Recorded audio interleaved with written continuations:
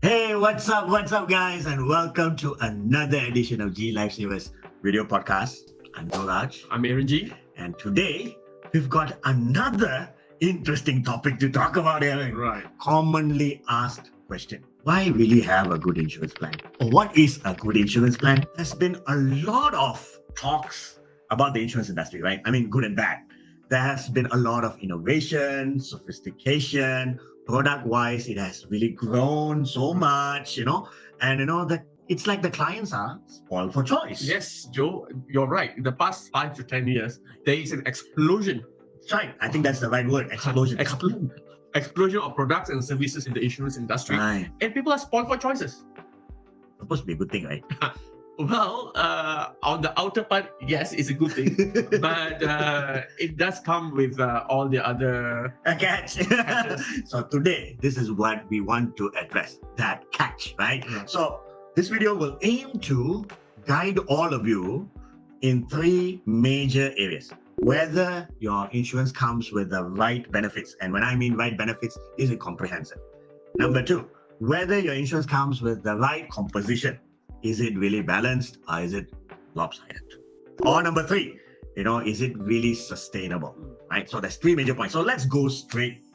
On the right benefits. Is it comprehensive? I'm sure people are wondering, how do I know what is right? Right. So, we go back to why people buy insurance in the first Right. place. Right. Okay. Now, it's easier to explain with an example, right? So, let's assume that you are a fresh graduate, right? Coming in, to the workforce. Right. You want to make sure that you are financially stable, resilient, right? But of course, we all know that being a fresh graduate is only that much resilience. So you want to make sure that if any unforeseen circumstances that's beyond your capacity, right? You want to make sure that you're covered, Yes, protected, right? of course. Yeah. So you want to go for an insurance plan that at least have what I call the 5-finger rule. Right. So you want to make sure they're covered for death coverage. For of course, people say, I'm young, yeah, right? But death is for sure, right? What we want to make sure that there's you protect yourself against premature death. Right, because why you still have parents who depend on you, and you want to make sure that you give them a token of love or something, right? So of course, if you're a graduate, young graduate, you want to make sure that you don't leave any study loans, That's right. right, for your parents to pick up, right? That's not fair, right? On top of that, you want to make sure that the second part is you're covered for total and permanent disability. Okay. Right. Okay.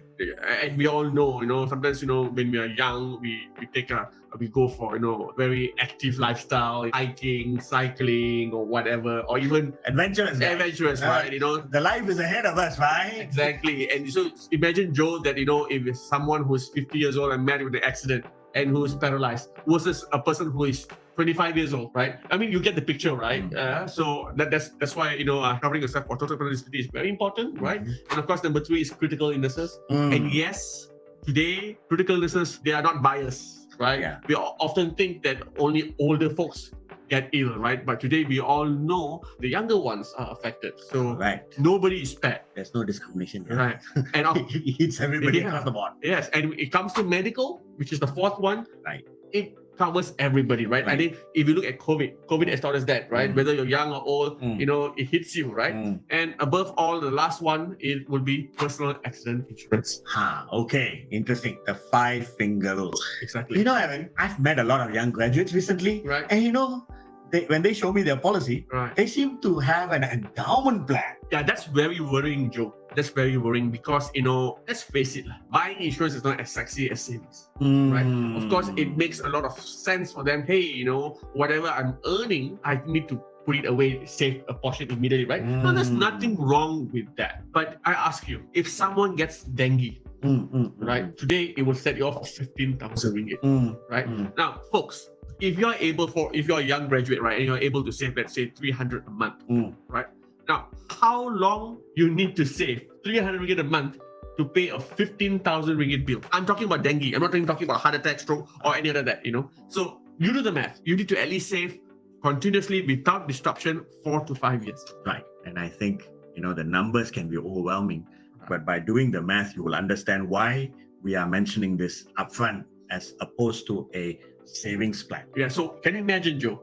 if I have to pay a 15,000 medical bill and I don't have a medical insurance, then whatever that you save in that endowment plan of yours will be liquidated to pay the 15,000. Most of the time you lose money, especially when when some mishap happens much early in your insurance payments. Exactly. Now, I can tell you a story of someone who gave me a call and mentioned to me that his relative met with a car accident, and they had to take him to a government hospital because he didn't have a medical plan. Right. So when I asked them, hey, you told me that he has insurance policies, right? Yes. Why didn't he get a medical card? Oh, Joe, the insurance agent said he doesn't need a medical card now because he's just too young. And now he's seeking treatment from a government hospital for his face injury. The boy nearly died. Thank God he's still alive. But, unfortunately, he couldn't get a treatment in a private medical facility. That's right. Because he bought a endowment plan. Right. So in this case, it's not about whether he bought or didn't, whether he bought or didn't buy an insurance. He bought insurance, but it was the wrong plan. Correct. And these are some of the common complaints that we hear.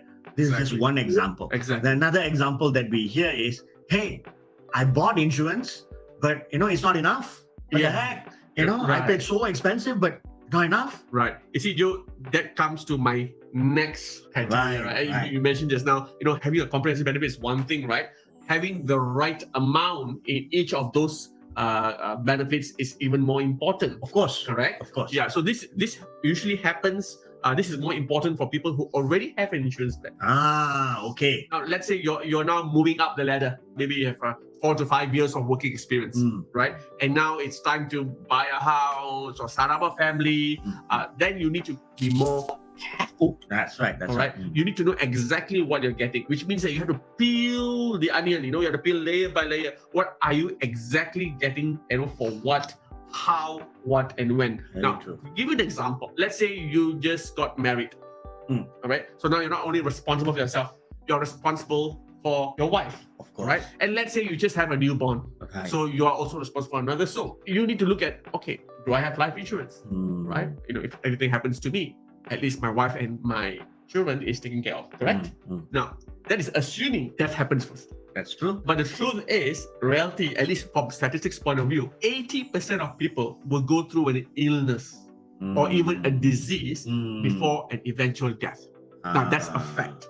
Okay. Right? So if you buy, let's say, a life insurance of $500,000 ringgit that covers you for death and disability, right? But there was no critical illnesses benefit attached to it, or even a proper medical plan attached to it. Have we not seen this before?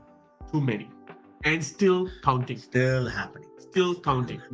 Most of the time when I check, they have an array of life insurance, lots of endowment plan, right? But no critical illnesses. So that is a red flag. This often happens between people between 30 to 40 years old. I see. Okay. Common thing. Okay. Right? So if you're not sure, open up your policy, right? And check whether you have a comprehensive benefits, and if you do, how much you're covered for what event. Right? You see, people say, hey, I have insurances. If I ask them, you have insurance? Yeah, I have insurance. What kind of insurance? I don't know. Does it matter? I have insurance lah. I have insurance lah. Right? Now, and for those who know, they say, yeah, I do have insurance. I have death coverage, illnesses and medical. And sometimes I meet once in a while these kind of people, and it's quite amazing because they seem to know what they have, right? But then I go one layer deeper. I ask them, do you know how much you're covered for your critical illness? And they say, okay, I'm covered for, let's say, 100,000.